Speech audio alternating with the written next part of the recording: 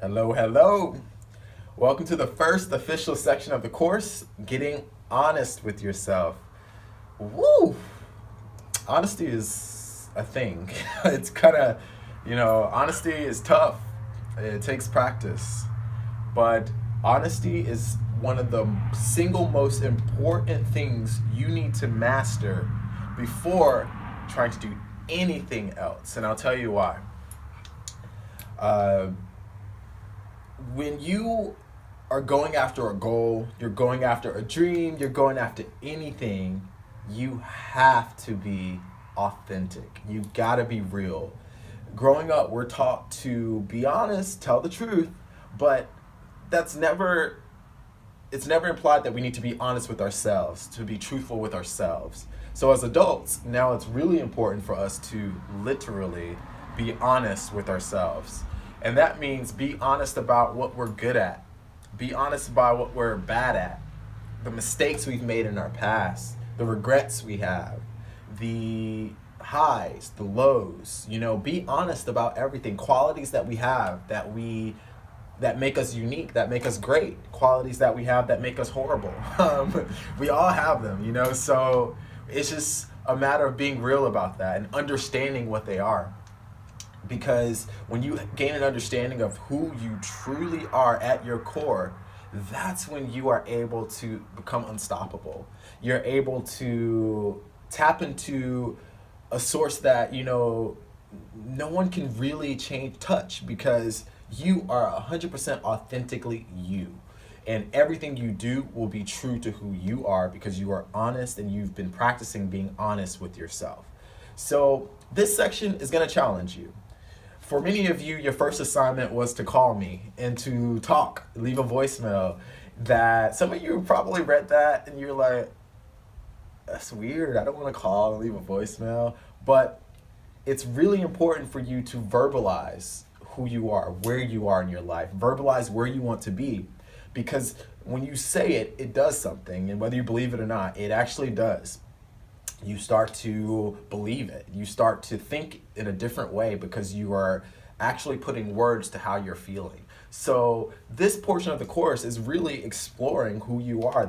You're going to answer some questions that are going to make you feel uncomfortable. You know that weird feeling you get sometimes, like when you're in a situation that makes you feel uncomfortable. You start feeling hot. Like you get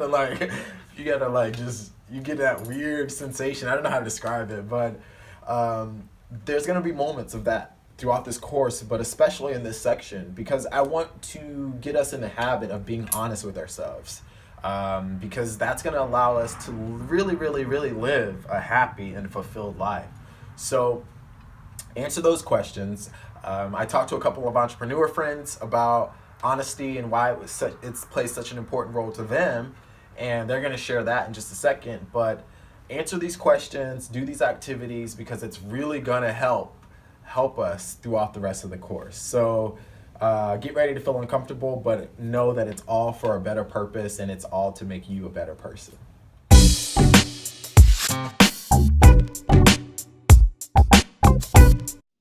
What was your biggest weakness, say as the leader of Travel Noir or as an entrepreneur in general? I think that my biggest weakness is probably taking things too personally. Mm-hmm. Even if somebody is just trying to critique something, it's not to say that you as a person are inherently bad, but it is to say that perhaps there's another way to do this, or perhaps you should think about this in a different way. And so because you start this thing, you start this company, you start this business, and it is your baby, you protect it at all costs. And so sometimes people saying things or critiquing it or adding their flavor or their opinion may feel like they are adding to or taking away from your original core vision. And so I think that I faced that a lot. I mean, I had a flat team structure. So everybody's opinions mattered. And so sometimes the ideas that I thought were really excellent, other people on my team were like, that's terrible. And so it took, and I'm still not, I'm not like out of that water. I think it's something that you work on over time, but it's not something that's like a light switch. Mm-hmm. And so I always, I've been encouraged to embrace those weaknesses.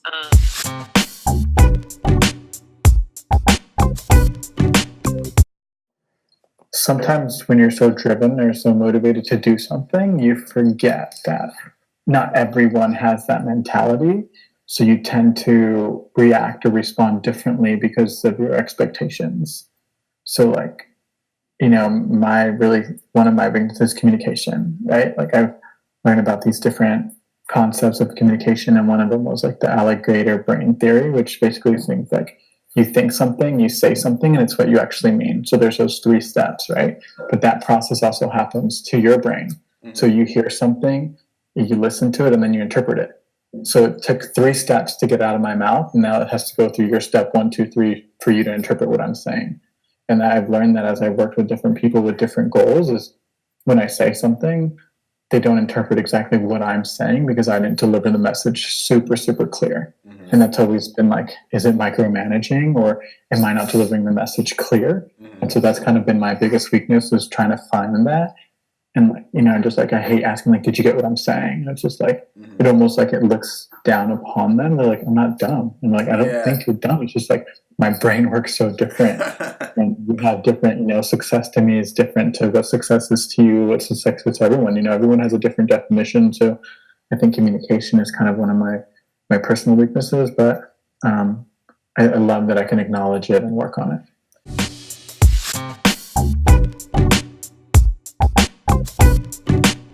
My biggest weakness is time management. Mm-hmm. And it's in a lot of aspects of my life. When it comes to just scheduling things or double scheduling things, setting aside time to edit the photos that I take. I don't really have a good system. Sometimes I'm like going really strong at 3 a.m. and then I crash. I sleep in the next day. Yeah. It's not pretty. It's a lot of like working from your pajamas, not taking a shower for days at a time, just getting caught up in like the work cave and then emerging into the world. Wow. Yeah. So yeah, people will see you on social media and they're like, wow, things are great. And you look great. And you're like, this is the first time I've taken a shower in days. Oh man. Yeah. It's real. It's real. I'm just keeping it super 100. Yeah.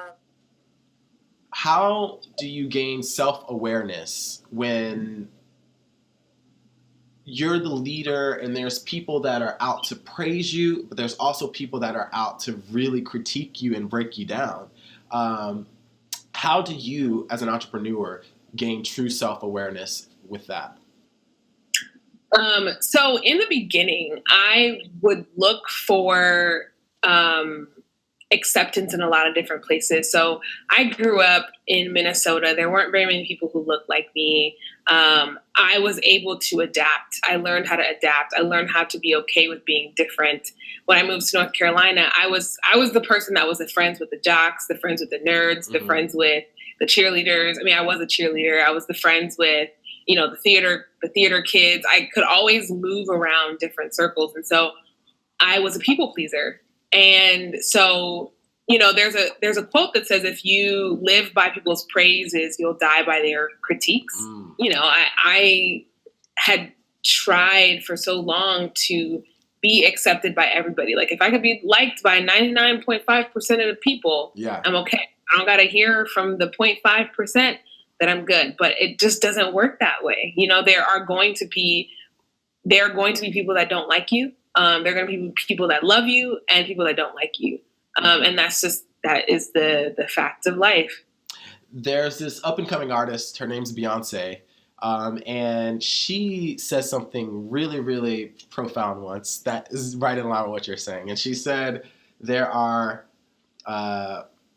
thousands who don't like me, but 10 times more who love me, and I love myself. And I think the most important line is that she loves herself. And Right. so, and that's something that you're speaking to is, really accepting who you are and just kind of loving on yourself is really, in a lot of cases, how you're going to get far as an entrepreneur and how you're going to be very confident in the work that you're doing is to. So my first few years as an entrepreneur it was a roller coaster. There's like a meme that floats around on the internet that's like, it's like a graph, and the graph is like, you have from point A to point B, it's like, yay, this is so fun. And then from point B to point C, it's like, oh my gosh, my life sucks. And then it's like point C to point D, oh my gosh, this is such an amazing, freeing feeling. And then you go down and it's like, oh my gosh, I'm going to crash and burn. It's just like a roller coaster ride constantly. And so for me, I was trying to find my footing. I'd never been an entrepreneur before.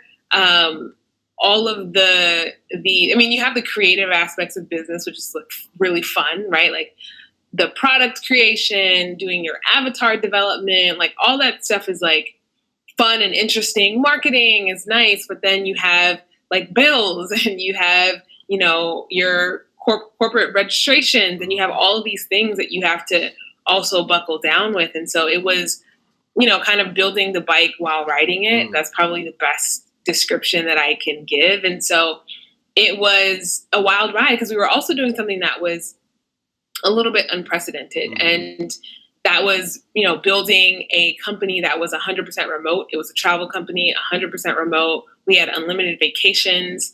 It was just like it was like almost like a shock to the system for a lot of people. And it was definitely, it was really interesting navigating the space of entrepreneurship with those principles in mind. It was hard. That's the first word that comes to mind is it's hard. It was, I had to borrow money, and I had to, like I said, I had like 15 jobs. I was doing makeup. I was a personal assistant for a videographer. I was taking video sometimes, which I don't really do video, but you gotta do what you gotta do. I was working for other photographers. I was taking classes at City College for photography. I was just hustling every single month. I didn't know where the money was going to come. Having MAP was a little bit of stability, but I would have to try to get those hours before other freelancers got those set number of hours. Hey, I'd be like calling all the counters like, hey, I'm available for the coming week. It was like on a week by week basis. And then I would try to get jobs at night, and I was shooting parties, doing nightlife. And it was hectic. It was, I wasn't sleeping. I was moving. It was a really crazy time in my life. I think what's really important, no matter what you do in life, is having a strong group of people that you trust. Whether that's your family, your partner, romantic or platonic or otherwise, having people in your corner that you know and trust is really, really important to get to the next step and to just stay grounded. So when I'm stressed out, like I will text my best friend and I'm like, my bad photographer.